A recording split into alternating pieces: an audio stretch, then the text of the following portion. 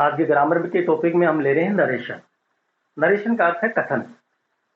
अंग्रेजी भाषा में कहने वाला वक्ता अपने विचारों को दो प्रकार से व्यक्त करता है।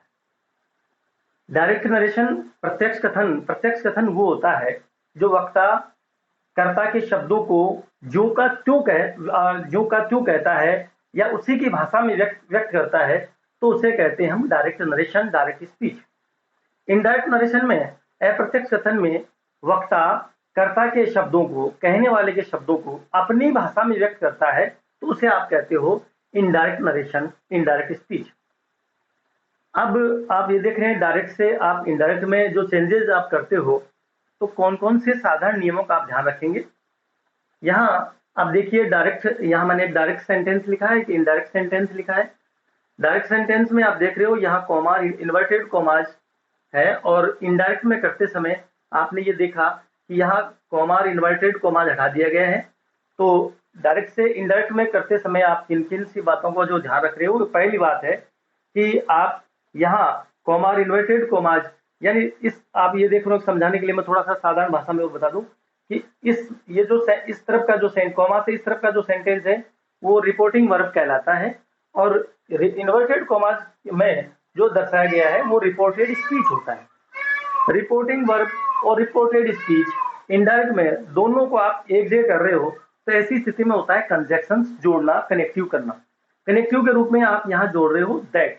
तो सबसे पहले आप इस परिवर्तन के बारे में मैं यहाँ आपके सामने यहाँ लिखा है कि ये जो कंजक्शंस है दोनों को जोड़ने के लिए, आपका रिपोर्टिंग वर्ब और रिपोर्टेड स्पीच, इसको जोड़ने के लिए कौन कौन से और शब्द जो हैं वो काम में लिए जाते हैं। तो साधारण, अगर पहली बात, रिपोर्टिंग वर्ब में केवल यही चेंजेज होता है, और चेंजेज में आपको बता दूं कि रिपोर्टिंग वर्ब में अगर प्रेजेंट टेंस है या फ्यूचर टेंस है, तो ऐसी स्थिति में रिपोर्टेड स्पीच में टेंस का परिवर्तन नहीं होगा। आपका इस तरफ का जो रिपोर्टिंग जो वर्ब है, अगर प्रेजेंट टेंस में है, अब ये जो आपका जो उदाहरण मैंने एग्जांपल यहाँ जो दिया है वो प्रेजेंट टेंस का एग्जांपल है। सुरेश कहता है लड़के खेलना पसंद करते हैं। इनडायरेक्ट में सुरेश कहता है कि लड़के खेलना पसंद करते हैं। तो यहाँ आपने देखा होगा कंजक्शंस में, यहाँ मैंने आपको समझाने के लिए लिखा है कि साधारण में आप दैट शब्द जोड़ें, प्रश्नात्मक इंट्रोगेटिव सिंबल हो, कहने का अर्थ है हेल्पिंग वर्ब से शुरुआत हो। यहाँ आपके रिपोर्टेड स्पीच में सहायक क्रिया से शुरुआत है, तो आप इफ कनेक्टिव के रूप में जोड़ें।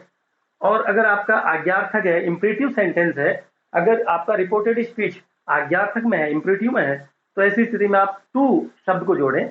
और अगर आपका प्रश्नात्मक शब्द है से शुरुआत है, अगर रिपोर्टेड स्पीच प्रश्नात्मक शब्द अर्थात जैसे वाट, वाही, हु, हुज, हुम, विच, वेयर, व्हेन इत्यादि, तो ऐसे अगर हो प्रश्नात्मक शब्द, तो आप WH के शब्दों में उन्हें मैं शॉर्ट में कहना चाहूंगा, WH के शब्द है तो WH के शब्दों को WH के शब्दों में ही वापस लिखें। अर्थात जैसे दैट है तो दैट का दैट ही, वाट है तो वाट का वाट ही कनेक्टिव करें।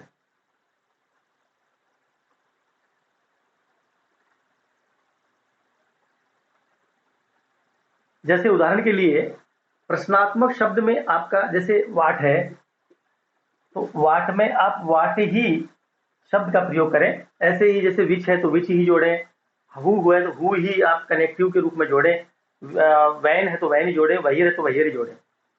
तो डायरेक्ट से इनडायरेक्ट में जो आप परिवर्तन करते हो, तो कौन कौन से जो और नियम है जिसका आपको ध्यान रखना है।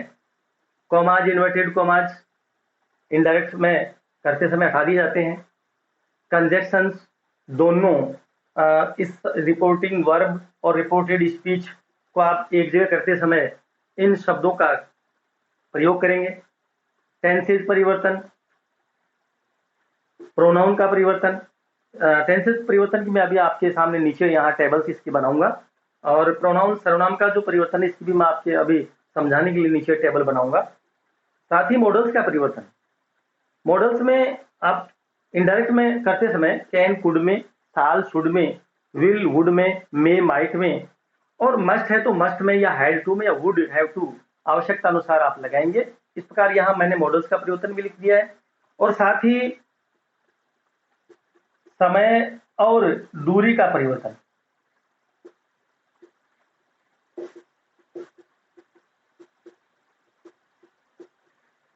जिसकी भी टेबल मैं अभी आपके सामने नीचे बनाऊंगा।